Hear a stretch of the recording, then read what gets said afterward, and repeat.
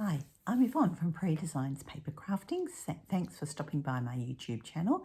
Today I'm going to be sharing with you my card number 2 of my One Bundle 4 Ways. Last week I shared card number 1 and we're going to be using the Waterside Retreat suite of products and the Relaxing Waterside bundle, which is in that particular suite. So I'll flip my camera around and we'll get started. I'll just recap on last week's card. This was again using the Waterside Retreat and Waterside Relaxing Waterside bundle, and this was a triple flap card. So if you want to see this particular card and how I've created it, you can have a look on my YouTube channel. So that's card number 1 in my One Bundle 4 Ways, and this is today's card that I'm going to show you how I've created this, and this is card number 2.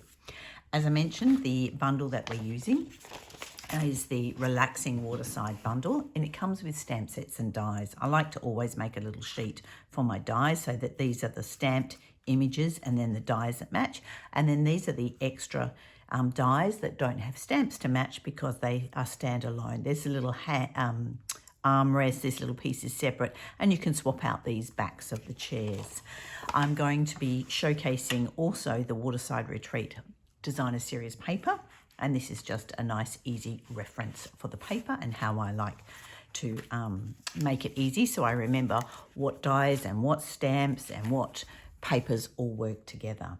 So I'm going to start off with a card base and a piece of Misty Moonlight cardstock. My card base is half of an A4 sheet because I'm in Australia, which is 21 by 14.8 centimetres, and then I've simply scored it in landscape orientation at 10.5.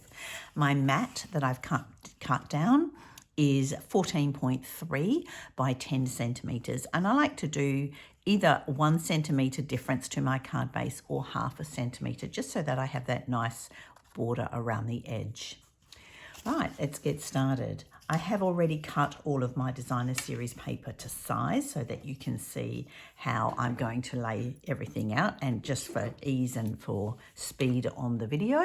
And I'm going to use our Tombow glue. So I'm going to start off with the bottom left-hand corner. This is 3 centimetres by 3 centimetres. And I'm just going to place that down the bottom. I'm going to leave a nice little border all the way around. I can trim my cardstock after I've placed all of my pieces if I wish. So this piece is 7.7 centimetres by 3 centimetres.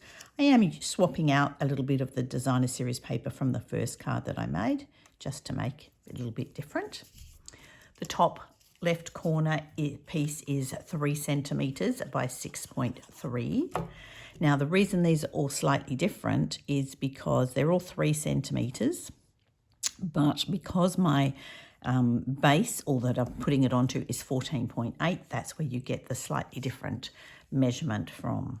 Again, this one is a 3.3. I'm just trying to give a roughly the same sort of spacing in between each of the pieces. This one is a 3 by 6.3. And you can see that I'm using some of the backs of the paper, or the fronts and the backs of the paper. This piece is 3 by 7.5. I want to bring that one down a little bit, and I'm just going to bring that one down a little bit. That's the beauty of using the Tombow glue, or wet glue, is that I've got a little bit of time to actually move my Designer Series paper around. And then this one is 3 by 7.5 also. I'm just going to slide that one across. Just putting a little bit of pressure on it to slide it across. And then once this is dry, I'm going to trim that off a little bit. It's going on a white card base, so that won't matter. I'm just going to try and pull this across a little bit more. Yep, that's good. All right, so that's it. That's my card base. A nice, easy little design. And you can use this for any papers that you've got. So I'll trim that off once that's dry, but then I'm going to bring in some papers to stamp.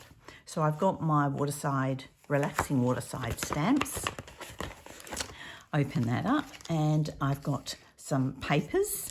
I'm going to use Pecan Pie for the deck chair, Old Olive for the greenery, and then I've just got some white pieces for the other little pieces that I'm going to put on. And then I've got a selection of colours. Right, so I've got my blocks already, and this is how I like to display these new stamps. When I get a new stamp, I leave them all on the original heavy window sheet. I ink up in black, stamp on a blank piece of white copy paper, the whole set, and then that shows me where I can easily sit them back on, and then I clean it off and put them all back on. Just makes it nice and easy for me, because then I know I've got everything when I'm packing my stamps away and I haven't lost any, because that's really easy to do. Going to use the words, the deck chair, the book. I'm going to use the word relax. Now, if you use a much bigger block than you need for your words, you'll be able to see through them more easily and helps to make them straight. I then need a bird or the seagull, and I've forgotten one block. I need one for the 2 sets of reeds. 1 and 2. I can stamp these together. They'll both fit on there. All right, so colours. I'm going to do smoky slate for the seagull. And the seagull is going to be stamped on just a little scrap piece. And I'm going to use Old Olive for the reeds. Now these will get die cut, so I'm spacing them apart a little bit so that I can easily come in and die cut. I'm going to use Early Espresso for the deck chair, even though I'm using the Pecan Pie cardstock, just so that it really stands out on the cardstock.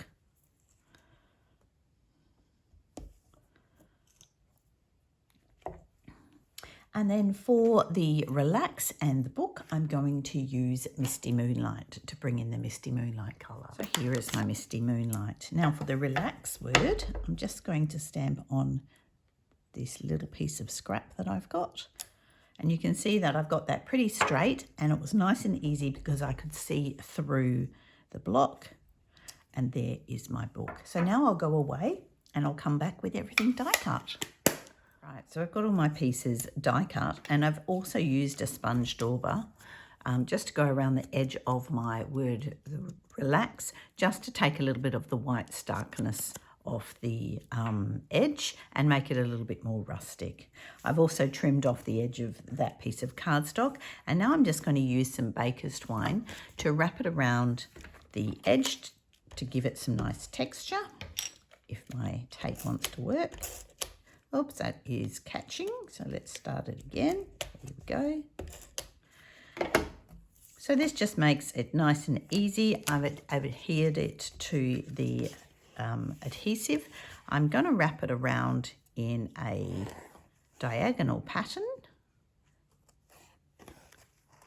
Wrap it through the middle, back to the back, and then cut it off. And then I'll tie a little bow, but I won't tie that on until I've completed the rest of the card. I'm going to bring in my silicone mat so my work doesn't stick to my bench or my paper, my work surface. And I'm going to use large dimensionals to hold my card base onto my card. You can put as many as you wish on. Oopsie. And I like to use my take my pick tool to take the papers off the back of the dimensionals, as well as lifting the dimensionals off the base sheet. I just find that nice and easy. It's less stress on my fingers, and sometimes I have issues with my fingers working properly, but there we go. And now I'm going to pop all of my elements on. I'm going to use mini dimensionals for my elements, and I'll start off with my deck chair. And it's only a piece of cardstock, so I don't need loads and loads. Probably, oopsie, 4 will be enough. Take the backs off.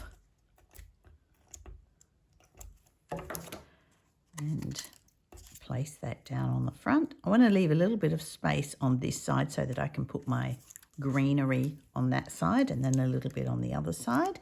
And I'm going to pop the dimensionals directly onto the Designer Series paper.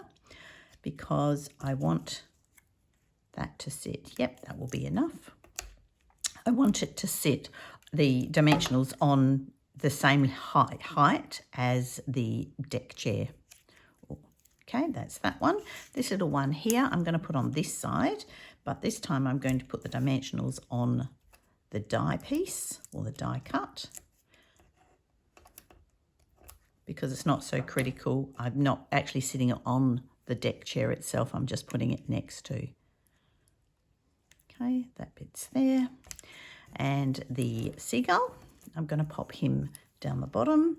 So I'm just going to put a dimensional just down there, again directly onto the card base or the designer series paper. A little bit of glue on the leg of the deck chair because I want the seagull to sit there. And then a little bit of glue on the book if the book wants me to pick it up.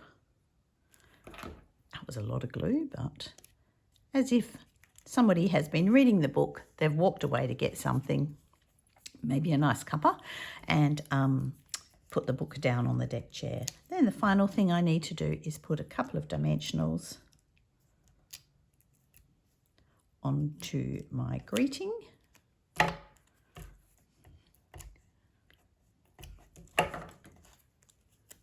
And pop that in place as well. Okay, so that is my card front done.